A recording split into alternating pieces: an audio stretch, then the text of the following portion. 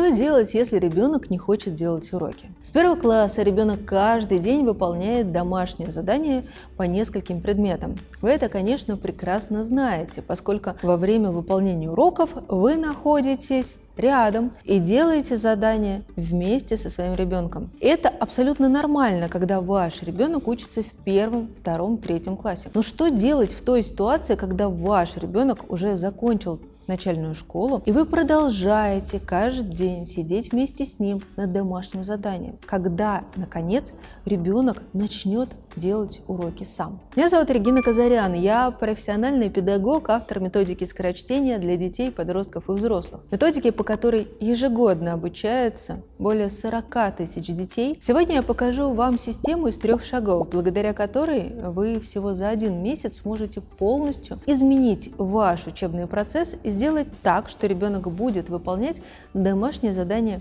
самостоятельно. Первый шаг – это диагностика. На этом шаге мы должны ответить на вопрос, почему ребенок не делает домашнее задание самостоятельно. И самым распространенным ответом в большинстве семей будет следующее. Ребенок не понимает материал, ребенок привык, что родитель делает домашнее задание вместе с ним, или ребенок боится ошибиться. В первом случае ребенок искренне старается, но просто не понимает, не может сам усвоить материал. Это вызывает сопротивление, так как задача кажется непосильной.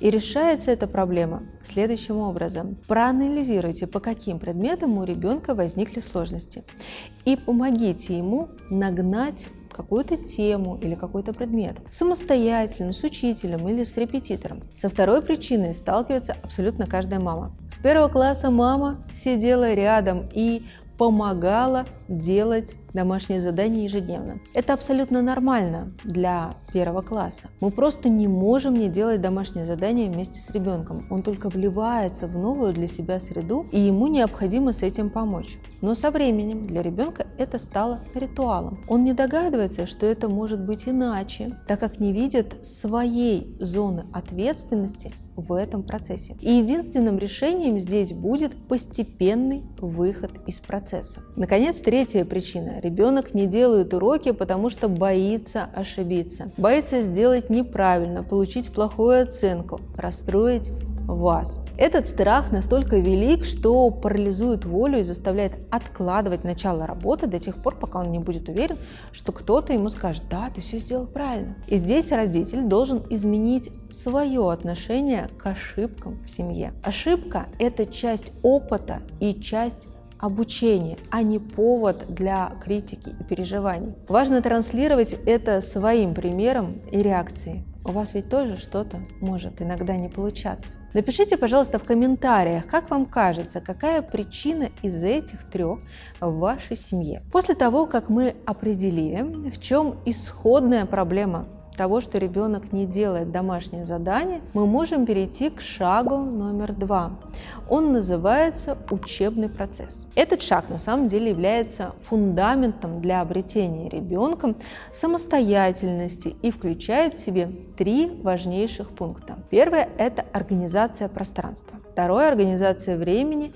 И третье – награду. Рабочее пространство ребенка должно быть удобным. Он должен знать, что где лежит, чтобы не тратить время и не сбиваться, допустим, на поиск карандаша или пластика. Также обязательно составьте четкое расписание, где время выполнения уроков закреплено, например, всегда с 16 до 17:30. Дайте ребенку свободное время после школы, сначала 30-40 минут свободных игр, спорта, прогулки с домашним животным, а уже после этого выполнение домашнего задания. Именно во время такой физической активности мозг успевает дообработать информацию, которую он получил в школе. Если этого не сделать, он долгое время может не понимать математику или чтение, просто потому что его мозг еще не успел структурировать данные, которые он получил ранее. Если у вашего ребенка есть проблемы с чтением, то в своем бесплатном мини-курсе я как раз и рассказываю о том, как привить ребенку любовь к чтению, книгам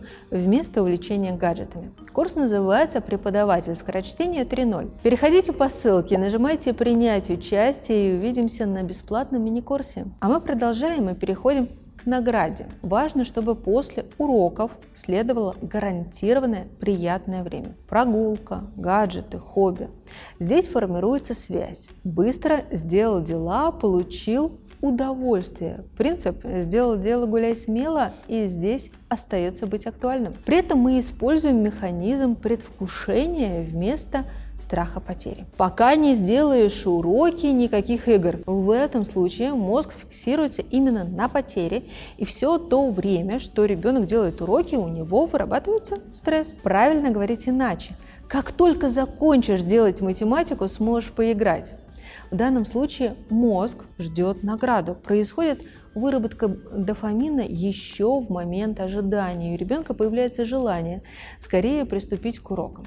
Кстати, напишите в комментариях, кто отвечает за уроки в вашей семье и как у вас организован учебный процесс. Теперь, когда мы знаем причины, по которым ребенок не хочет делать уроки, когда у вас организовано рабочее пространство и учебный процесс, мы можем переходить к самому важному шагу, который называется передача ответственности. Это этап выхода родителя из системы учебного процесса и обретения ребенком полной самостоятельности. Этот процесс вам необходимо разделить на 3 недели, и с каждой неделей ваша вовлеченность в домашнее задание начинает снижаться. А к последней неделе ребенок начинает выполнять домашнее задание полностью самостоятельно. Итак, на первой неделе мы перестаем проверять правильность выполнения домашнего задания. Мы позволяем ребенку сделать работу так, как он сделал. Мы не исправляем ошибки, не заставляем переписывать. Оценка становится индикатором прогресса для самого ученика, а не показатель, насколько вы хорошая мама. На второй неделе мы перестаем давать ребенку готовые объяснения. Если ребенок просит помощи, мы не объясняем ему тему заново, а задаем наводящие вопросы. Читай условия еще раз. Посмотри своими глазами, где находится это правило, в учебнике, в интернете. То есть мы отправляем ребенка искать информацию самостоятельно, а не становимся посредником между ребенком и учебником. А на 3-й неделе мы увеличиваем дистанцию и перестаем находиться около ребенка весь урок. Мы начинаем отлучаться по своим делам. Сначала на 5 минут, потом на 10, потом на полчаса. Ребенок привыкает справляться сам, зная, что родитель рядом. Он на кухне, он в соседней комнате и может прийти на помощь по запросу, но не висит над душой. И, наконец, на 4-й неделе вы даете вашему ребенку полную самостоятельность и объясняете, что отныне домашнее задание – это его личная ответственность. Конечно, вы можете прийти к нему на помощь, помочь ему с поиском источника информации, с каким-то конкретным заданием или небольшими подсказками. Но глобально уроки – это становится полностью обязанностью вашего ребенка. Вы можете объявить ему, что теперь он взрослый, теперь он самостоятельный, и, возможно, даже придумать какую-то награду за обретение вот такой вот первой независимости и самостоятельности. Дети очень любят чувствовать себя взрослыми и самостоятельными. Я и сама помню, как все детство мечтала, что родители сделают для меня дубликат ключей от дома. И когда это произошло, я почувствовала себя очень взрослый. Напишите, какие ситуации из вашего детства заставляли вас впервые почувствовать себя взрослыми и самостоятельными. Эти 3 шага позволят вашему ребенку сформировать навык взрослого человека, развить волю и дисциплину с раннего возраста, подготовиться к реальному миру. Надеюсь, это видео было интересным и полезным для вас. Ставьте лайк, подписывайтесь на канал, чтобы не пропустить еще больше полезных видео. И до встречи в следующем ролике.